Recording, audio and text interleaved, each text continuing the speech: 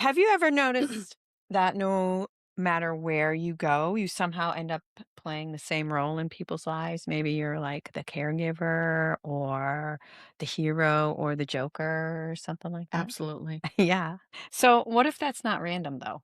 Like, what if there's something to that we don't really realize? Okay. All right. Yeah. So, what if you've been living out this ancient psychological pattern in your life? I didn't even know it. Right? It's pretty interesting. Yeah. Well, we're going to talk about that today. We're going to dive into archetypes and specifically talk about the psychologist Carl Jung's take on archetypes and how it affects our relationships, not only with other people, but our relationships with ourselves. Hmm. And how building awareness about our archetype actually helps us really reach our goals in life and become more connected with ourselves and with other people. So, we're going to talk about that Yeah. today. I can't wait. Here Let's we do go. it. All right.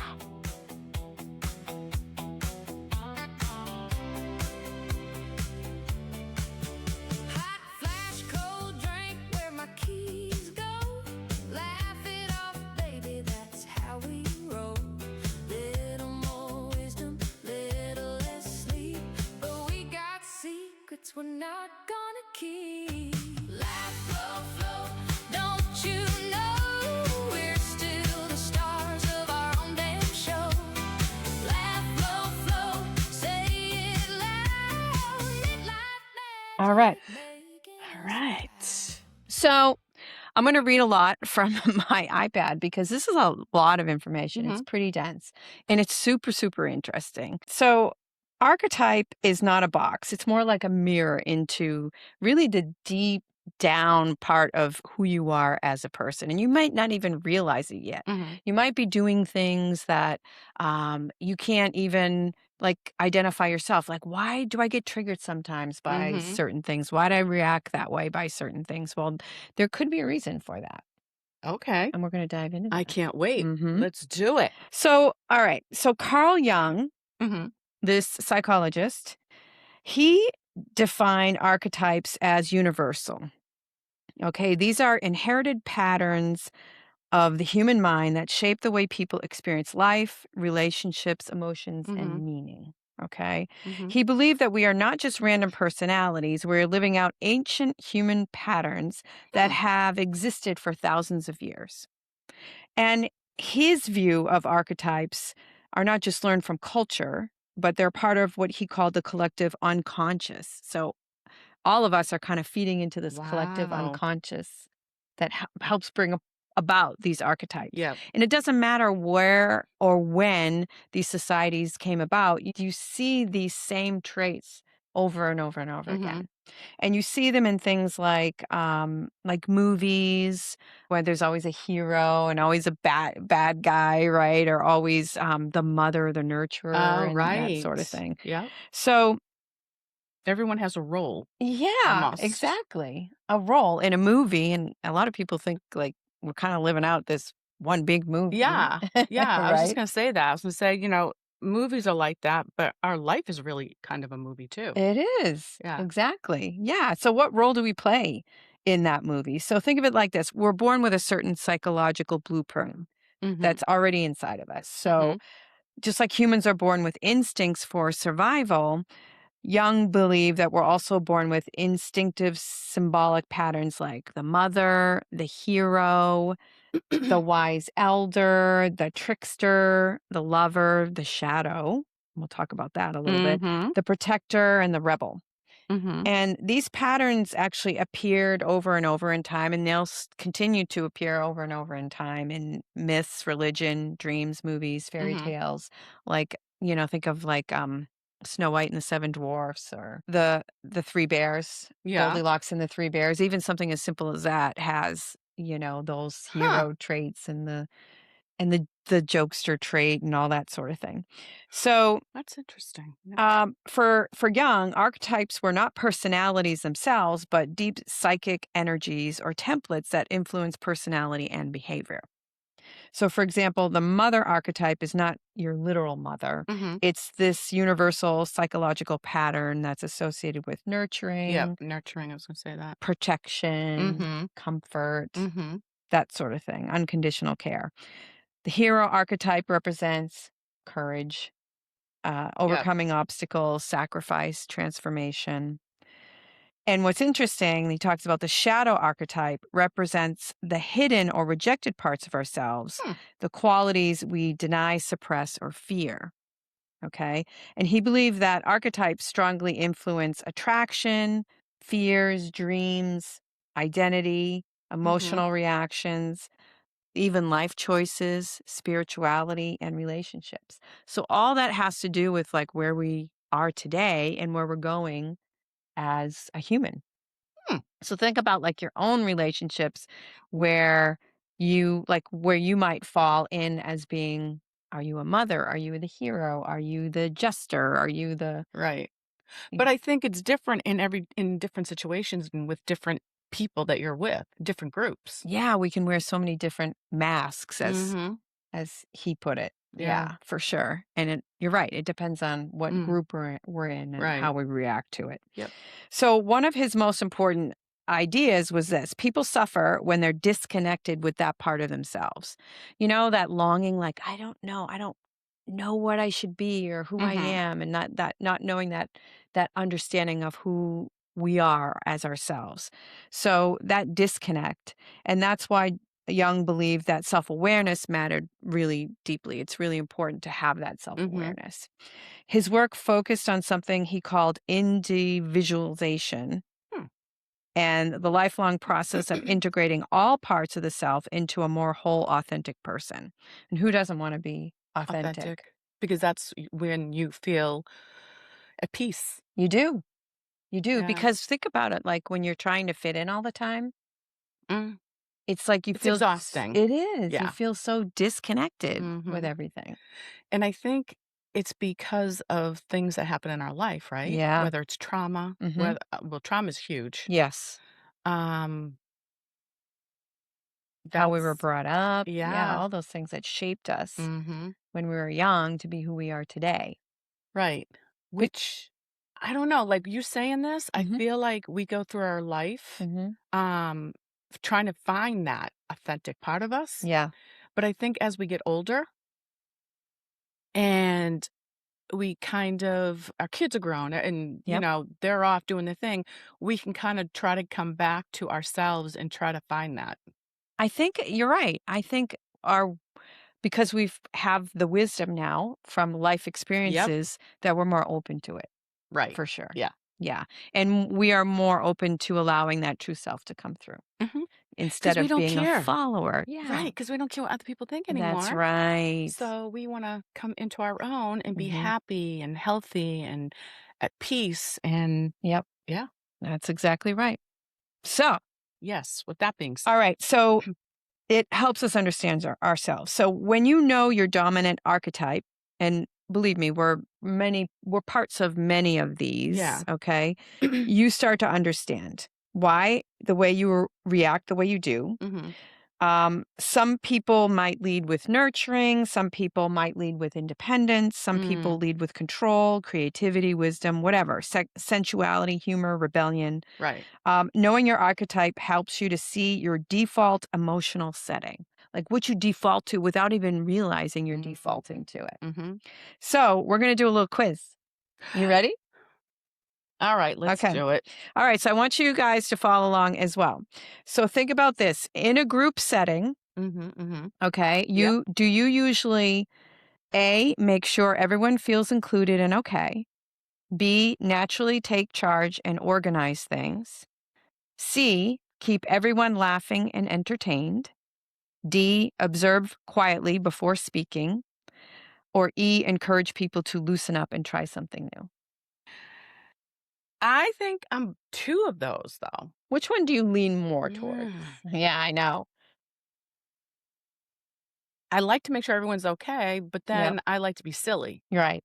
Mm, damn. I don't Yep. know. Which one do you think you are? I think I know it's hard because I think I'm two of them as well. See? I like to I kind of like to take charge and organize things. That's what I was going to say, Donna. I kind of like to do Yeah. that. And I think as I observe you, Mm-hmm. I think that you like to encourage people to loosen up.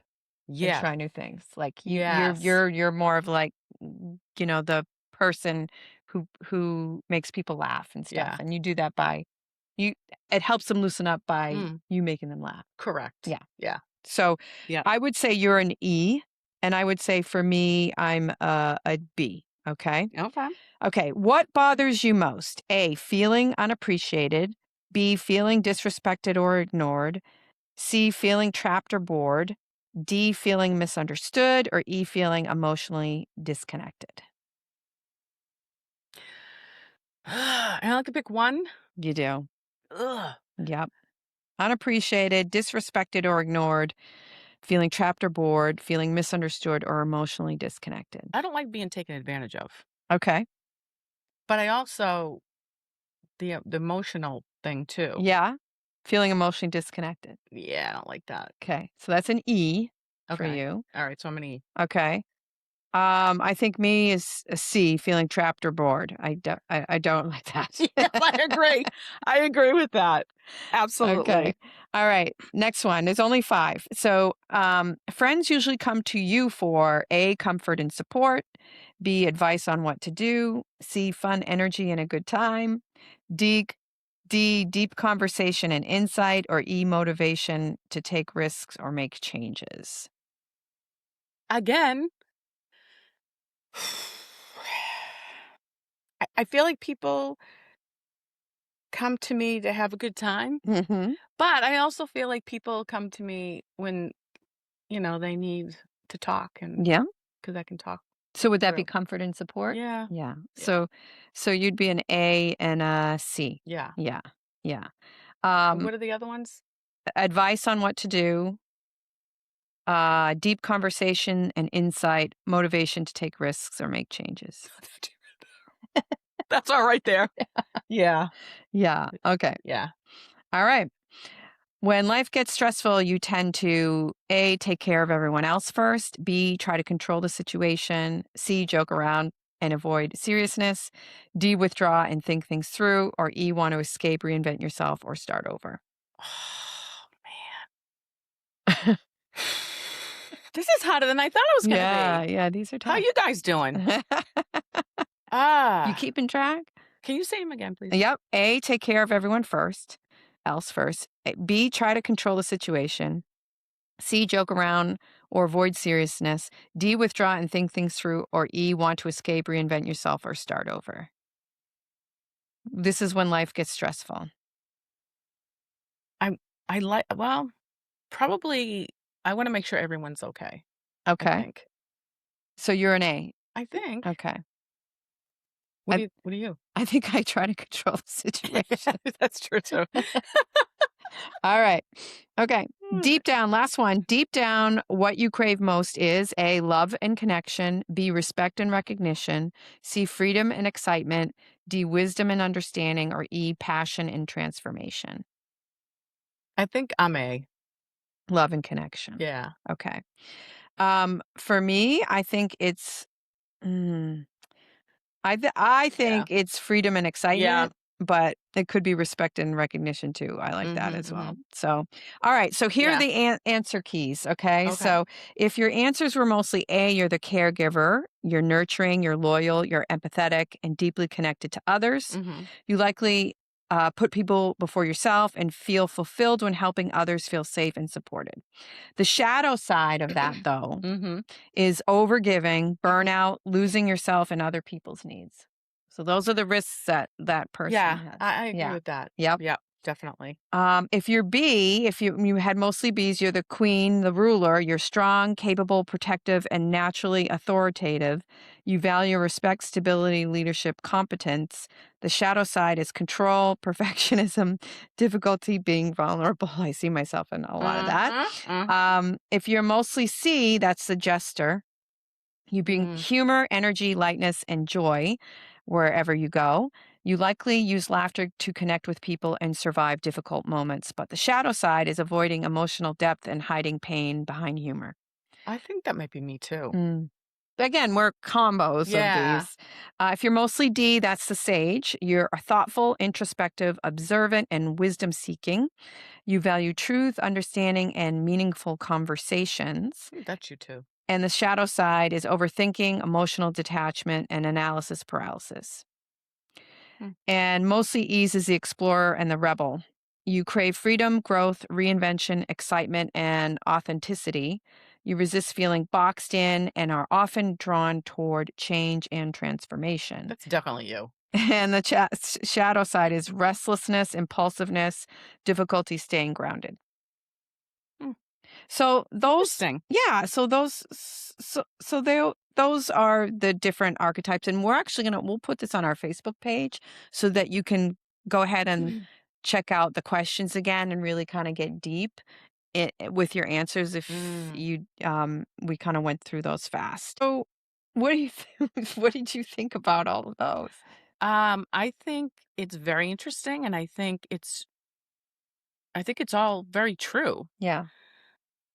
But I don't think you're just one of those. I think Yeah. we're all different ones put together. Absolutely. You know Yeah. what I mean? Yeah.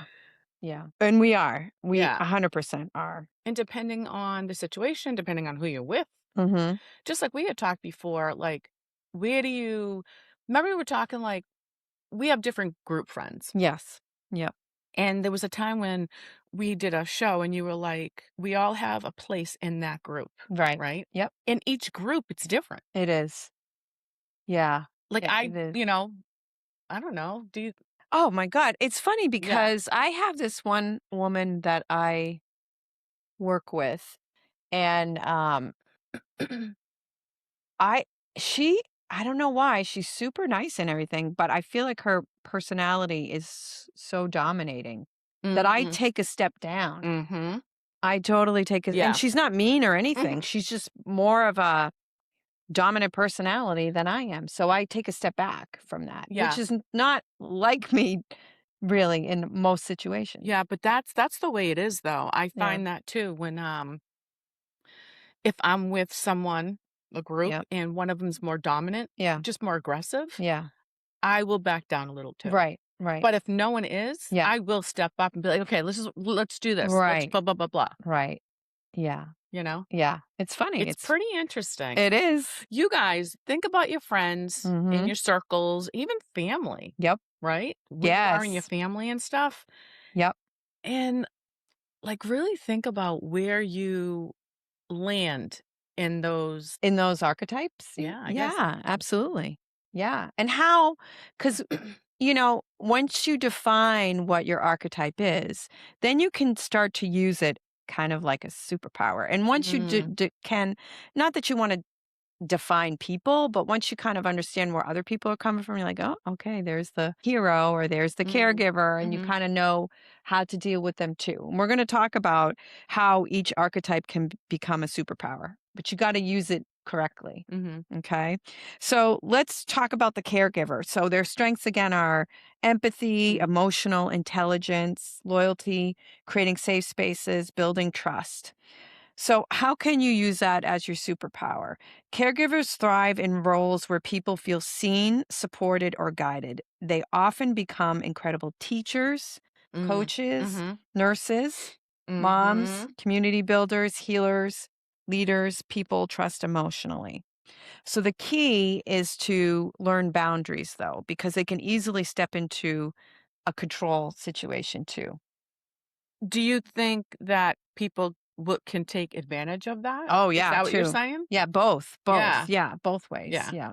Yeah, because they I find that. give a lot, right? Yeah. And sometimes in spite of themselves, they can give a lot. Yeah. Absolutely. Where they have nothing left Yes. within themselves. Right. They take care of everybody else, Yeah. but there's nothing left in the well to, And feed I think what themselves. happens, the shadow part of that, you Yeah. become resentful a little bit, Yeah, but you exactly. keep it in. That's right.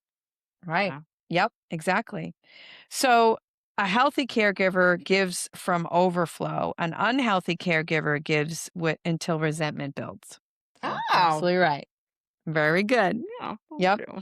So there's a growth phase. I can care deeply without carrying everyone. So think of that as the caregiver. You can care deeply about people, but you don't have to take everyone's stuff on. Right. So the empath, I think, is like a caregiver. Yeah. Yeah, they You, take everybody's stuff on. I think what you need to do is you have to fill yourself back up. Mm. And whatever that is, it could be a hobby. Yeah. It could be, you want to be alone or whatever it is. Yeah, take a walk Yeah. or go maybe do some spa care or something, Yeah. self-care, whatever that kind of self-care looks like for you. Read a book even. It's like the plane thing. When the Oh, oxygen comes right. down, Yeah. you put the oxygen on yourself Yep. first, and then because if you don't, Right. you put it on them. You're Yeah, done. you're yeah, what good are you at that Yeah. point? Yeah. So Yeah. it all kind of Absolutely. Good goes stuff. together. All right, so let's talk about the queen or the ruler. So the strengths of the queen, the ruler are leadership, confidence, decision making, protection, vision, stability. I put those two together. Vision, stability. I said vision, visibility.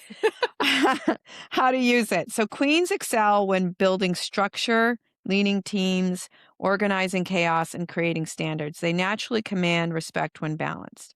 But the key is to lead without controlling people, which is really hard sometimes because they want to do it because they think they can do it better than anybody else. Because I speak from experience, because I feel like I'm this person, and it's sometimes like you want to be like, oh, okay, I'll let you do it, and inside you're like, oh my God, they're gonna ruin it, you know what I mean, or whatever. But you take too much on. Yes, can't say You no. take too much on. Right. Yes, So it's a balance. everything's a balance. Right. So the strongest leaders do not dominate every room. They create safety and direction for others. So leaders are not always, they're not telling people what to do. They're leading people into the direction that is good for them to go to get things done, whatever that is, yeah, again, it's a balance. You don't want to control people, Right. but you want to Lead them. Right. Lead the way. Right. And and not to hurt them, for their benefit. Oh, It's yeah, never a right. negative. It's not a negative thing. It's a Yeah. positive thing. So the growth phase in that or things to think about as the queen and the ruler is, I don't need to control to be powerful. You don't. Those two don't have to be together. You can be powerful by being a good leader. So I like it. let's talk about the jester. So the strengths of a jester is humor, charm, emotional relief, creativity, It's true. It's so true. social connection, adaptability. So how to use this as your superpower. Jesters help people breathe. They diffuse tension, they create joy, and connect communities. They often become incredible entertainers, hosts, teachers, and communicators. And podcast hosts. Yeah, exactly. Yep. The key is do not hide behind humor, though, because humor is a gift. Avoiding vulnerability is not. Most comedians have a really, really deep dark side. Well, look at Robin Williams. Yes. There's other ones too. Yeah. I don't know off the top of my head, but yeah. They have a real dark side, and everyone thinks that they're these happy-go-lucky people, but they're harboring a lot of pain, depression, and that sort of thing. But I think that's why that's their safety mechanism. Well, they don't want other people to feel the way they do inside. Right. Yeah. So they're silly and they're funny because they want everyone to feel good. Right. Because they want to feel good inside. Right. That makes sense. So it's like a mirror. Yeah. It has a little bit of empath in there too, I think. Oh, with that, because they want people to feel good too, because they know how it feels not to feel good. Correct. Yeah. Yep. Yeah.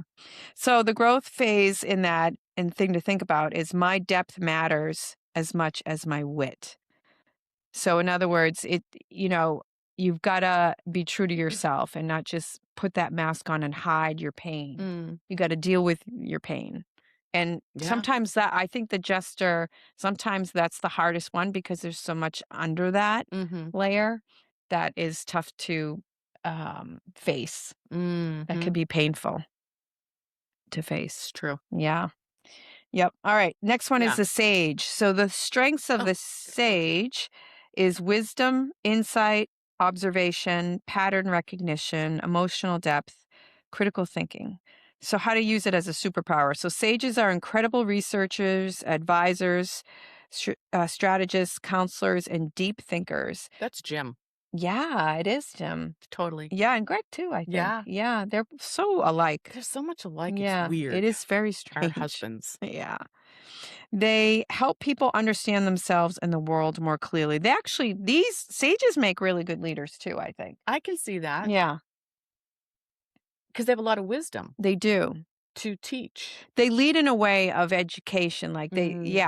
they teach, and Yeah. teachers to me are leaders, I think. Absolutely. Yeah, so the key is not to stay stuck in analysis. Oh my God, that is so true. Paralysis in the analysis. Yeah, analysis paralysis. And I Analysis, say that yeah. to my husband all the time. I'm like, Mm. you are stuck and you are paralyzed by Mm. just thinking this too much. Let's Mm. just do it. And he's like, oh, but what about this? Or what about that? It's Mm. like, I have to say that's what I love about you mm, because you do that for me. oh, Because I'm yeah. more like, okay, everything has to be Yeah. scripted. Everything has to be just like this. Yeah. And she's like, let's just do it. Turn Yeah. it on. Let's go. And Yeah. I'm like, but then that helps me though. But you know what else is good is that you are good at analyzing stuff too and Mm. bringing a little more of like, okay, wait a minute, let's take it back a little bit and not be so impulsive, because I tend to be impulsive.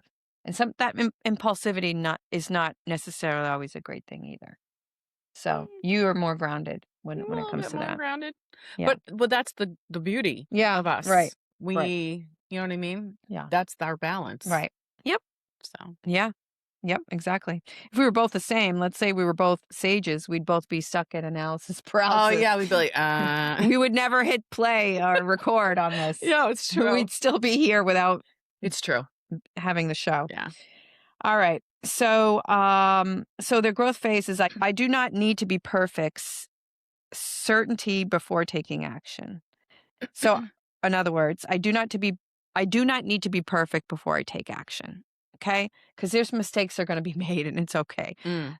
Sages do not like to make mistakes a lot of times. So, yeah, it's okay to make mistakes. One more, the explorer rebel. So their strengths are courage, reinvention, independence, innovation, authenticity, adventure, and how to use it as your superpower. Explorers push boundaries. They inspire growth, freedom, and transformation. They are often entrepreneurs, artists, travelers, creators, and change makers. The key is that freedom still needs grounding, though. So sometimes they can be impulsive. So they can just go out and do a lot of things, but not finish something. Like create this and then create that and not finish anything. That's my son, Nick. Yeah, right. Yeah. It's fun to be in that creation part. It's Yeah. hard to stick with it and see it through. Yeah. Yeah. I'm kind of like that too. I love the creation part. Mm. It's all the other stuff. It's like, oh, this is boring. I want to create something, Yeah, you know? Without direction, constant reinvention can become instability. So you can be a little unstable yeah. if you don't have direction, because you're like, you've created this, but it's like squirrel. Yeah. What? It makes sense. Yeah. You know, you got to Yeah. follow through, people. Yeah. Yeah. The growth phase. I can stay free while still building roots. So stay rooted, but Mm. be creative at the same time. So the bigger lessons here with all of it, your archetype helps explain where you naturally shine. So it'll help you decide maybe the crafts you want to do, the careers you want to do, the people you want to be with. It helps with that. It actually will help explain what drains you. You notice how sometimes certain tasks will drain you or certain people will drain you? Well, this kind of cues into it. It's funny how everything has a positive and a negative. Yeah. Every single one of these. Yeah. Yeah. There's not one that's It's like, not really right or wrong, Right. though. Yeah. But if too much of anything isn't good, correct. you know, and not enough, it's so again balance. Everything's Yeah. a balance in life. Everything. Yep. Exactly right. It helps explain how you love, how you lead, what motivates you, how you sabotage yourself. Why do we keep getting into these relationships over and over again? We didn't learn our lesson. Right? Mm. It's like when we can identify what our archetypes are, we can be like, become that self-awareness. We're like, Yeah. okay, this makes sense now. Yeah. This is why I'm attracted to this sort of thing. Right. And how I can use my superpower, and how this superpower also can be used, like Superman, it can be used for bad too. So you've Yeah. gotta balance it out, like you Yep. said. And what environments bring out your best. So the goal is not to become a different archetype. You don't want to change who you are. Right. The goal is to understand your gifts, to recognize your shadow side, Mm-hmm. because we all have that shadow side, and consciously use your strengths instead of unconsciously reacting from your wounds. I love that. Basically, if you figure out your whatever that is, Archetype. thank you. If you can figure that out and really know your strengths Yeah. and know the weaknesses, Yeah. and just work on the weakness part Yep. and use the strength to be more of a super person. Correct. I agree 100%. Like, use your strength as your superpower, but don't neglect the weaknesses either, because it's important to recognize the weakness in yourself as well, so that you don't keep that pattern going over and over and over again. Patterns. Yeah. Again, So many things are windshield patterns. this big, rear view mirror this big. Right? Yeah. We're going to always have to keep looking back because of our weakness, because we need to remember what our weaknesses are Yeah. to move forward. So that's where archetypes come transformational instead of just entertaining personality labels. So I like it. I like it a lot. yeah, Really interesting stuff. most people are not just one archetype, as we already said. You may lead with one archetype. You may hide behind another. You may shift archetypes during different stages of your life. Maybe a woman is a queen at work, but when she comes home, she's more the mother, mother. nurturer. Yep. But deep down, the Yeah. real point of identifying our archetype isn't to label ourselves; it's to understand ourselves with a little more compassion. So Yeah. many of us spend our lives wondering, why am I like this? Why do I act this way? Why do I keep repeating the same patterns? This is why. And maybe the answer is not that something's wrong with us, but there's just a deeper part of us Yeah. trying to be recognized. So Mm-hmm. none of us are bad. We all carry gifts, and they all carry shadows, right? Superpowers and shadows. The goal is not to become somebody else. The goal is to become more aware of who we already are and learn how to use those strengths intentionally instead of unconsciously. And maybe the most beautiful part of all this is we're not stuck at all. Like, once you identify this, now you know. Now you can supercharge Yeah. yourself. So we evolve, we grow. If this episode sparked something in you, maybe certainly take some did in me. time. Yeah, ask yourself, what's driving me? What winds me up? What lights me up? What roles have I been playing my whole life? And is that role still serving me now? It's really just getting to know yourself. That is so powerful. Self-awareness is Get powerful. to know yourself. Yep. Whatever it is, what makes you happy, what makes you sad, and just go with that, I guess. I don't know. Absolutely. That's right. That's what this is all about. Yeah. Absolutely. You don't need to become someone else to be worthy. And sometimes the real work is simply learning how to fully become yourself. Yeah. That's And it. then that's when you find the peace. Yes. And for me, the most important thing yeah. at this stage of the game is to have peace within my soul. Yep. Honestly. Yeah. Yep. And, sometimes it's a struggle every day to do that, but just being self-aware is the first step. And being authentically, is that a word? Authentically you. you. Yeah, absolutely. So thanks for hanging out with us today on Laugh, Glow, Flow. Thank you so much. If you really enjoyed the show, we ask you to like, share, review, subscribe, hit the alert button, all that good stuff. We would really appreciate it. But I think we podcasted. What do you think? We did. We podcast the shit out of it. We did. So laugh a little more. Glow a little brighter. And go with the flow. Love you guys. See you guys soon. Bye.